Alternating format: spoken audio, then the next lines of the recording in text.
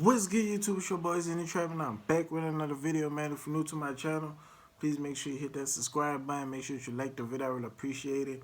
Today we got Nicki Minaj proves how Meek Mill and Diddy first into a first and try to silence it. So without further ado, let's get straight to this video, man. Yeah. Call me out my name, treat me like that. And then all of a sudden, that was my life. Everything that I said. Alright, but do you think it's a lot of undercover brothers in the industry? Oh no, Queen. We don't know nothing about undercovers. Oh no.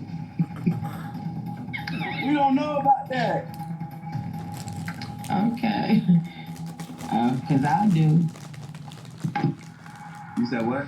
So it looks like Nicki Minaj is finally ready to tell her Diddy story because she just came forward to claim that Meek Mill allegedly tried to pimp her out to Diddy back when he and Nicki were still dating. And get this. She is claiming that the whole situation allegedly had Jay-Z's stamp of approval. Nicki Minaj has had long-standing issues with Jay-Z, but recently the situation escalated dramatically. She took to Twitter, accusing Jay-Z of allegedly attempting to poison her in an effort to silence her regarding certain knowledge she claims to have about him and his private activities with Diddy. Nicki is ready to go all the way there with these three men because she pulled up with receipts, and it looks like she is about to take them down for good. Nicki Minaj's beef with Jay-Z has been simmering quietly for over a decade, but it wasn't until January of this year that she finally took a bold step, publicly accusing Jay-Z and his label, Roc Nation, of trying to sabotage her career and orchestrating a hate campaign against her because of her old issues with Meek Mill, but we'll get to that in a bit. Now, Jay-Z wasn't the only one who Nicki had issued with. She also had a falling out with his wife Beyonce, which was a bit surprising, given that they had previously been on good terms. In fact, Beyonce and Nicki collaborated on several tracks in the past, including Nicki's Feeling Myself and Beyonce's Flawless remix. Things seemed solid between them, but over time, fans began to notice subtle tension between the two, hinting at some shade being thrown in their lyrics. No one knows exactly when things started to sour between Nicki Minaj and Beyonce, but there's a lot of speculation that it's connected to Nicki's often messy social media behavior. Let's be honest, Nicki can get pretty wild online, whether she's beefing with fans, calling out other celebrities, or going off about the Grammys, not to mention the ongoing drama with her husband, Kenneth Petty, and his legal troubles. To her credit, Nicki usually goes off on social media, either in self-defense, to set the record straight, or to defend her loved ones. But many people feel that her antics are starting to overshadow her music, and it's becoming a distraction from her legacy. Nicki seems to attract chaos, and it's no secret that Beyonce, on the other hand, is all about avoiding unnecessary drama. She prefers to keep things low-key, staying focused on making music, spending time with her family, and staying out of the spotlight. That said, it's no surprise that some believe Beyonce might have distanced herself from Nicki because of the negative attention that tends to follow her. But even with all this drama behind the scenes, Nicki managed to keep it cute until Megan Thee Stallion shaded her in her song Hiss earlier this year, and she lost it, going off on Jay-Z and Roc Nation.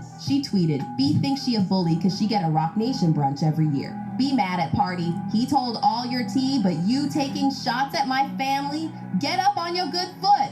Go apologize to your mother, nasty serpent." She also posted a screenshot of an ad by Roc Nation on Twitter where they were promoting the song, and she said, "Spending so much money." But she's the lil broke independent artist. Desiree, you gotta let it go, baby. The world knows she's a sis and can't rap. Stop trying to make fetch happen. I just put out a song with no promo, no video. It's already #2. This blogger summed up the issues nicely, saying, "That beef really over Hav and Yance and how she don't mess with girl anymore like that. Babin fell back. No matter what's posted on social media after this, in real life, they don't want their name attached to oh boy with the criminal record." Nicki also accused Roc Nation of allegedly sponsoring a hate campaign against her.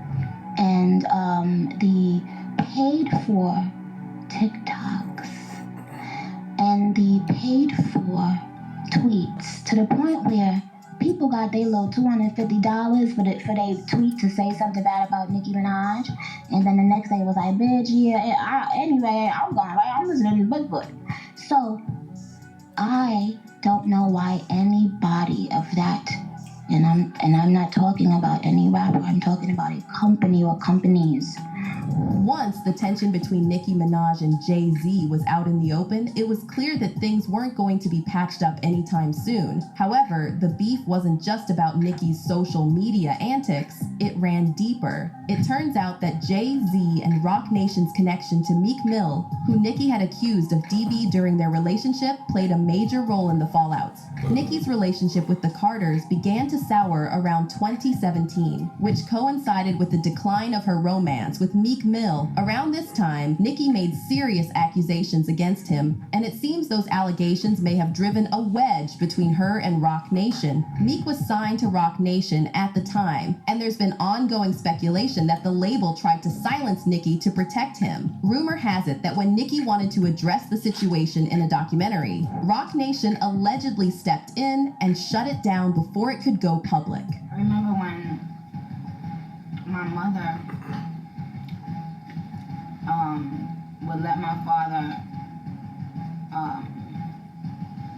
be violent with her, and she always brings up the story. As a little girl, I would stand in front of my mother and go like this,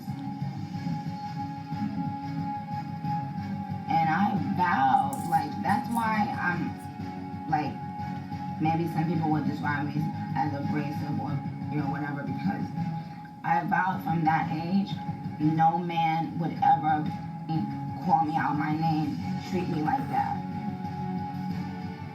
And then all of a sudden, that was my life.